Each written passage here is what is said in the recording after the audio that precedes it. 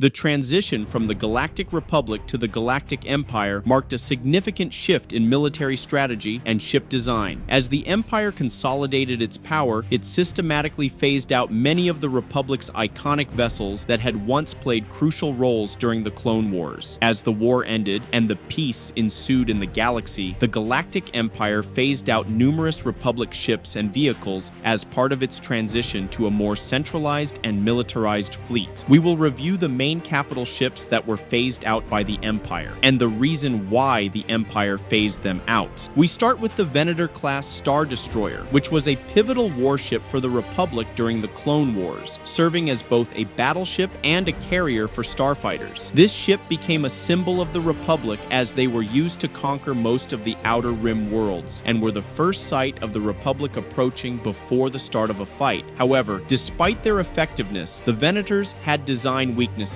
As the Galactic Empire emerged from the ashes of the Republic, many Venator-class Star Destroyers were decommissioned in favor of newer models like the Victory-class and, of course, the later Imperial-class Star Destroyer. The transition from the Venator-class Star Destroyers to Imperial ships was a significant part of the Galactic Empire's military restructuring after the fall of the Republic. This shift was driven by several factors, including changes in military strategy, technological advancements, and the need for a more centralized and intimidating fleet. In practical terms, many Venator-class ships were recommissioned for lower-tier functions, or were basically dismantled in worlds like Braca, where the materials were scrapped and used for bigger and newer Imperial ships. We jump now to the Acclamator-class assault ship, which was the first real capital ship of the Republic at the start of the Clone Wars. At the start of the war, this was the primary capital ship that carried troops and vehicles across the battlefields, being able to land on the ground in comparison to most of the CIS capital ships. Designed primarily for troop transport and planetary assaults, Acclamators were characterized by their large hangar bays capable of deploying ground forces quickly. They were used throughout the Clone Wars, but were practically replaced by the Venator class. As the Empire solidified its control over the galaxy, many Acclamator-class ships were phased out due to their outdated technology and design. The Empire favored larger and more heavily armed vessels that could better serve its militaristic goals. Consequently, most Acclamators were either scrapped or repurposed for other uses within Imperial logistics or civilian transport roles. The next ship is the Victory-class Star Destroyer, which emerged late in the Clone Wars as an attempt to address some shortcomings found in earlier designs like in the Venator class. This class was designed primarily for fleet actions rather than carrier operations. It featured heavier armament focused on engaging enemy capital ships directly rather than supporting ground troops or starfighter deployments extensively. During the Empire times, as military doctrine shifted towards greater emphasis on intimidation through overwhelming firepower rather than versatility or support roles, many Victory-class vessels were gradually retired from active service or relegated to secondary roles within Imperial fleets. One rarely seen ship is the Dreadnought-class heavy cruiser. This ship was initially developed for use by the Galactic Republic before being adopted by various factions throughout its history. These were barely used by the Republic during the Clone Wars, as they were considered weak and instead relegated them to some cargo routes. As the Empire rose to power following the Clone Wars, many dreadnoughts were phased out or repurposed